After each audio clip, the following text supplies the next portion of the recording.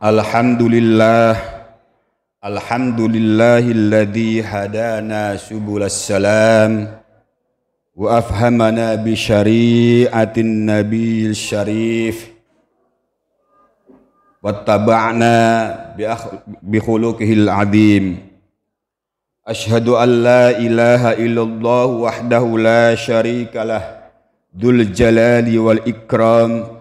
Wa ashhadu anna sayyidana wa nabiyyina Muhammadan abduhu wa rasuluh. Allahumma sholli wa sallim wa barik ala sayyidina Muhammad wa ala alihi wa ashabihi wa tabi'in bi ihsanin ila yaumiddin. Amma ba'd, fa ya ayyuhal hadirun, usikum wa nafsi bi taqwallah wa ta'atih la'allakum tuflihun. Qala Allah Ta'ala fi kitabihil karim, a'udzu billahi minasy syaithanir rajim. Bismillahirrahmanirrahim. Ya ayyuhalladzina amanu taqullaha wa qulu qawlan sadida yuslih lakum a'malakum wa yaghfir lakum dhunubakum. Wa may yuti'illahu wa rasulah faqad faza fawzan 'azima. Wa qala ta'ala ya ayyuhalladzina amanu taqullaha haqqa tuqatih wa la tamutunna illa wa antum muslimun. Shadaqallahul 'azim. Ma'asyiral muslimin, jamaah Jumat rahimakumullah. Melalui khutbah Jumat yang mulia ini, mari kita selalu mensyukuri nikmat Allah Subhanahu wa Ta'ala yang telah diberikan kepada kita semuanya, sehingga kita masih diberi kesempatan untuk menikmati dunia yang sebentar lagi kita tinggalkan. Mudah-mudahan dengan mensyukuri apa yang telah Allah berikan kepada kita, Allah akan selalu menambah nikmat-nikmat berikutnya. Sebagaimana firman Allah Subhanahu wa Ta'ala, wa ita'adzana rabbukum la in syakartum la azidannakum wa la in kafartum inna adzabi lasyadid. Ingatlah ketika Tuhanmu memaklumkan, sungguhnya jika kamu bersyukur atas nikmat yang telah aku berikan, maka nikmat itu akan aku tambah, dan apabila mengkufuri atas nikmat Allah, maka ingatlah azabku sangat pedih. Salawat serta salam kita selalu sanjung agungkan kepada baginda Rasulullah Muhammad sallallahu alaihi wasallam. Semoga kelak kita fi yaumil akhir mendapat syafaatnya, amin ya rabbal alamin.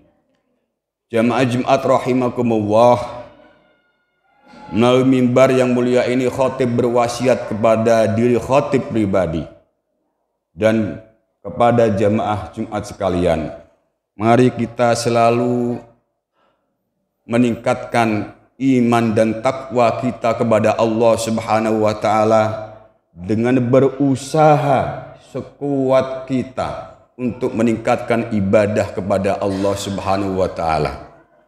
Kemudian mari kita meninggalkan apa yang telah dilarang oleh Allah Subhanahu wa Ta'ala dengan semampu kita. Mudah-mudahan kita sebelum meninggalkan dunia ini, dicabut nyawa kita oleh Allah, kita bisa bertaubat kepada Allah Subhanahu wa Ta'ala atas segala dosa-dosa kita. Ma'asyiral muslimin rahimakumullah, bahwa akhlak dalam pandangan Islam sangat penting sekali, apalagi dalam tatanan kehidupan saat ini. Oleh karena itulah Rasulullah Muhammad sallallahu alaihi wasallam diutus ke muka bumi ini. Salah satu tugasnya adalah memperbaiki akhlak manusia.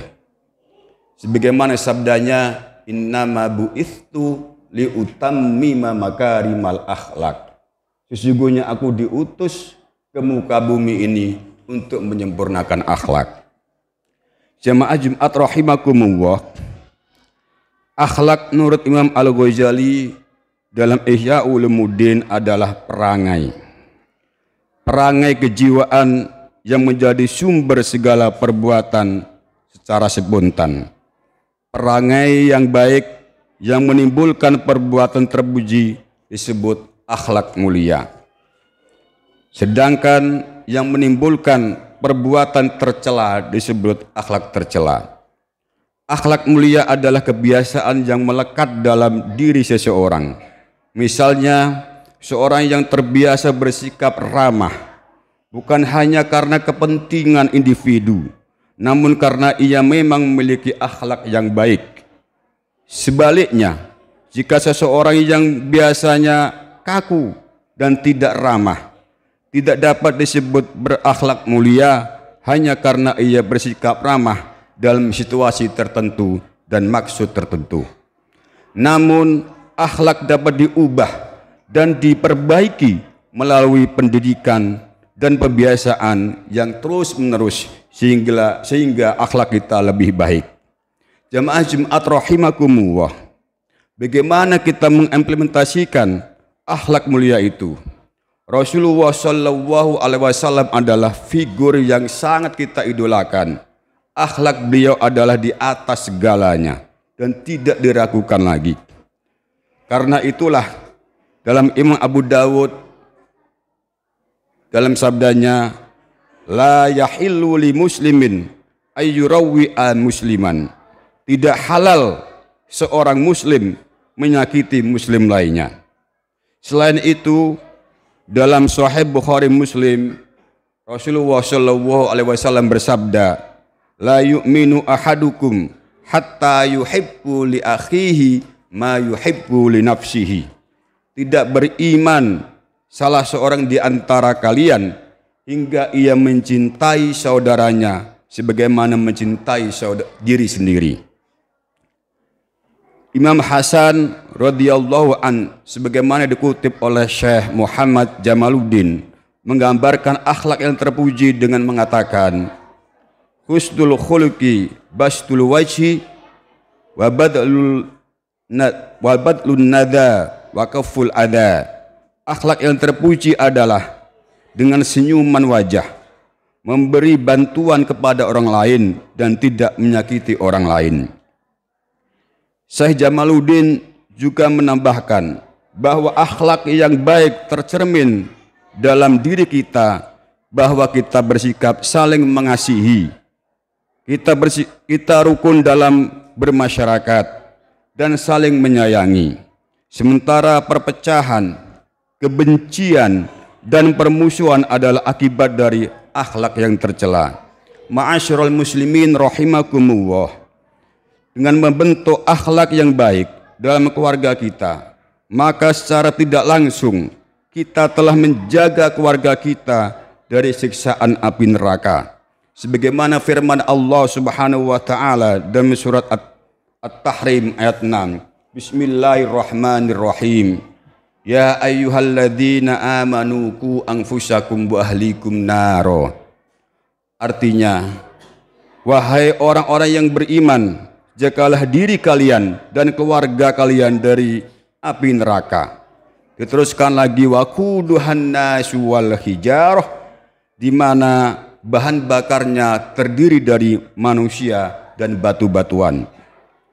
Untuk itu, salah satu ikhtiar atau usaha kita agar keluarga kita terhindar dari akhlak tercela, hendaknya kita pertama mendekatkan mereka pada orang-orang yang soleh, yang memiliki akhlak mulia dan tidak suka mencaci maki, menghindari pergaulan negatif yang merusak akhlak putra-putri kita dan keluarga kita. Terlebih saat ini, ma'asyiral muslimin rahimakumullah, derasnya pengaruh teknologi informasi dan media sosial tentu sulit untuk kita hindari. Oleh karena itu, sebagai orang tua, sebagai kepala rumah tangga, dan sebagai generasi yang akan datang, langkah yang harus kita lakukan adalah bagaimana anak-anak kita, generasi-generasi kita bisa memfilter atau menyeleksi budaya-budaya dan perkembangan-perkembangan di teknologi informasi sehingga tidak terpengaruh terhadap akhlak anak-anak kita. Ma'asyiral muslimin rahimakumullah. Kemudian yang kedua upaya yang kita lakukan adalah mendekatkan keluarga kita dengan masjid. Khotib ulangi lagi, agar akhlak anak keturunan kita baik, maka di antaranya langkah yang harus kita lakukan yaitu mendekatkan keluarga kita dengan masjid. Karena masjid adalah tempat yang terbaik. Masjid selain tempat ibadah juga menjadi tempat untuk belajar dan mengajar pendidikan agama dan mengaji serta pendidikan Al-Quran. Masjid juga sebagai tempat untuk bermusyawarah. Masjid juga sebagai tempat untuk bersilaturahim. Karena itulah Allah Subhanahu wa taala berfirman, Bismillahirrahmanirrahim. Innama ya'muru masajidallahi man amana billahi wal yaumil akhir wa aqamas shalah wa ataz zakah wa lam yakhsha illallah fa'asa ulaika ayyakunu minal muhtadin. Artinya, sungguhnya yang memakmurkan masjid Allah hanyalah orang-orang yang beriman kepada Allah dan hari kemudian serta tetap melaksanakan sholat, menunaikan zakat dan tidak takut kecuali kepada Allah. Maka mudah-mudahan mereka termasuk orang-orang yang mendapat petunjuk. Quran surat At-Taubah ayat 18. Kemudian upaya kita untuk menciptakan akhlak karimah yang ketiga yaitu mendekatkan keluarga kita ke majelis-majelis ilmu. Karena orang-orang yang menempuh jalan menuju ilmu, menuju tempat pendidikan akan dimudahkan menuju surga. Sebagaimana sabda Nabi dalam hadis yang diriwayatkan oleh Imam Muslim, "Man salaka tariqan yaltamisu bihi ilman sahalallahu tariqan ilal jannah." Barang siapa yang menempuh ilmu, Allah akan memudahkan jalan menuju surga. Ma'asyiral muslimin rahimakumullah. Mengapa kita perlu berakhlak yang baik? Syekh Abdul Karim Zidan dalam Usulud Da'wah menyatakan bahwa akhlak mulia adalah keharusan bagi orang muslim dan menjadi syarat untuk selamat dari siksa api neraka dan meraih surga Allah Subhanahu wa taala.